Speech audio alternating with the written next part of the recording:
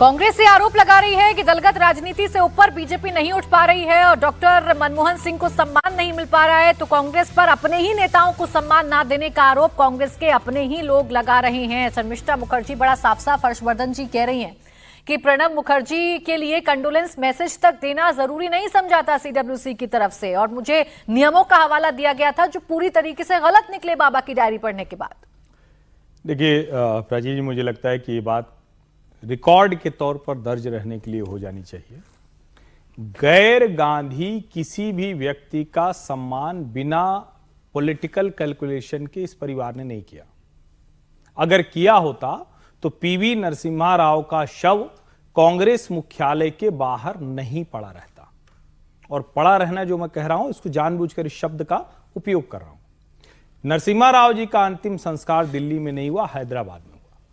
पूर्व प्रधानमंत्री वीपी सिंह का अंतिम संस्कार दिल्ली में नहीं हुआ, इलाहाबाद में हुआ। 10 वर्ष प्रधानमंत्री मनमोहन सिंह, जिनके स्मारक के लिए आज कांग्रेस गले फाड़ फाड़ कर चिल्ला रही है, और मुझे पूरा विश्वास है कि इतने स्मारक हैं, उन्हीं में से अब जगह काट काट के सभी प्रधानमंत्रियों को दी जानी चाहिए। ये तो अच्छा नहीं है ना कि स्मारक बनाना, लैंड ग्रैबिंग का एक अलग अभियान चले। और मैं तो समझ नहीं पा रहा हूं, निगम बोध घाट पर अगर हो गया, ये परंपरा तो पहले दिन से होनी चाहिए। ये कोई ब्रिटिश राज में चल रहे हैं क्या हम?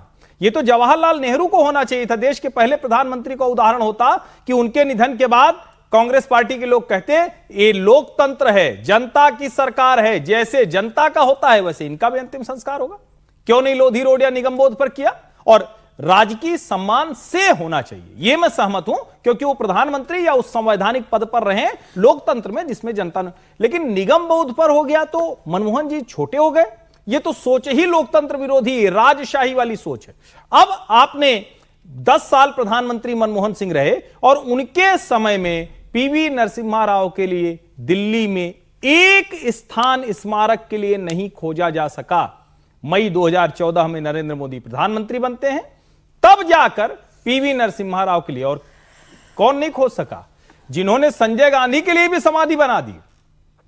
तो ये क्या हमने इस देश को आजाद इसलिए कराया था कि गांधी परिवार, गांधी नेहरू परिवार रहेगा? यह भी सोचना चाहिए जरा। इन्होंने किसी नेता को सम्मान नहीं दिया। अभी तो अंबेडकर की इतनी बातें हुई, सरदार पटेल, लाल बहादुर शास्त्री, आप कहेंगे कि उनका नाम आप जानते तो हैं, कहां छिपाया?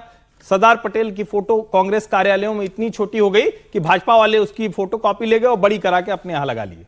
अब परेशान हो गए, कह रहे हैं कि अरे क्यों अब क्यों बड़ा करके क्यों लगा रहे? अरे भाई, तुमने छोटा किया, हमने बड़ा कर दिया।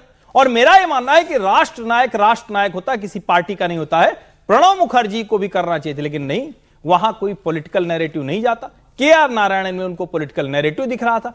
इस तरह से सोचने वाली कांग्रेस पार्टी, और क्या सब कुछ गांधी परिवार के लिए देश की स्वतंत्रता मिली है? यह सवाल भी लोगों को बार बार सोचना चाहिए। यानी बैकफुट पर आ गई है क्या ये मांग करके आज के दिन को चुनना? विजय जी, इस पर सियासत होना, आरोप प्रत्यारोप होना, एक शख्स जो खामोशी से अपनी सियासत करता रहा और आज पंचतत्व में विलीन हो गया, उसके बाद स्मारक को लेकर बयानबाजी होना, ये कहना कि सरकार सम्मान नहीं कर रही, और फिर आप ही के गड़े मुर्दे उखाड़े जा रहे हैं।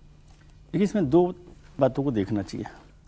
एक तो मनमोहन सिंह जी के लिए स्मारक की बात की उन्होंने, और इनिशिएट करने के लिए उन्होंने सोचा कहीं भारतीय जनता पार्टी की सरकार ही पहले अनाउंस कर देगी तो फिर उनका जो एक क्रेडिट मिलना चाहिए वो नहीं मिलेगा। लेकिन अब मुझे इससे लग रहा है कि इसका मतलब है कि कांग्रेस जो है ना, वो गांधी परिवार के नेतृत्व से या गांधी परिवार के फैसलों से आगे नहीं निकल सकती। समझे फर्क? देखिए, आप इसको कैसे समझेंगे? दो बड़े नाम, प्रणब मुखर्जी और नरसिम्हा राव, दोनों राष्ट्र नायक हैं। एक प्रधानमंत्री रहे, एक राष्ट्रपति रहे। दोनों में कॉमन क्या है? दोनों में कॉमन है, एक कांग्रेस के नेता है, राष्ट्र नायक हैं, लेकिन दोनों की गांधी परिवार से नहीं बनी। तो गांधी परिवार से नहीं बनी तो प्रणब मुखर्जी का भी सम्मान नहीं हुआ, और नरसिम्हा राव साहब का भी नुकसान नहीं हुआ। वाजपेयी ये मोदी सरकार ने 2015 में उनका वो बनाया, और बाकी वो उनका जो पार्थिव शरीर था वो कांग्रेस मुख्यालय नहीं गया, वो सब लोग जानते हैं, उसमें कोई ऐसी बात नहीं। और प्रणब मुखर्जी के साथ जो वो रही उनकी झगड़ा गांधी परिवार का, वो भी जग जाहिर है। और दोनों मौके कब हुए, उनसे झगड़ा क्यों हुआ, इसको भी याद कीजिए। जब बात ही कर रहे तो हो जाए ना। प्रणब मुखर्जी से नाराजगी क्या रही और नरसिम्हा राव से? नरसिम्हा राव की नाराजगी ये रही कि जब इंदिरा गांधी का असैसिनेशन हुआ तो एक मैसेज था कि वो प्रधानमंत्री बने, ठीक है, वो नाराजगी चल रही थी। और जब राजीव गांधी का असैसिनेशन हुआ तो प्रणब मुखर्जी ने एक मैसेज दिया था, वो उनके कि प्रधानमंत्री बने, तो वो नाराजगी भी चल रही है कि अच्छा गांधी परिवार की जगह आप आना चाहते हैं। लेकिन दोनों में कॉमन यह है कि गांधी परिवार से उनकी नहीं बनी। मनमोहन सिंह जी का क्या है, मनमोहन सिंह जी को सम्मान कर रहे हैं, वो बहुत अच्छी बात है, लेकिन मनमोहन सिंह गांधी परिवार के विश्वस्त है। इसका मतलब खड़गे साहब भले ही अध्यक्ष हों, लेकिन बात जो है वो गांधी परिवार के नेतृत्व से चलेगी।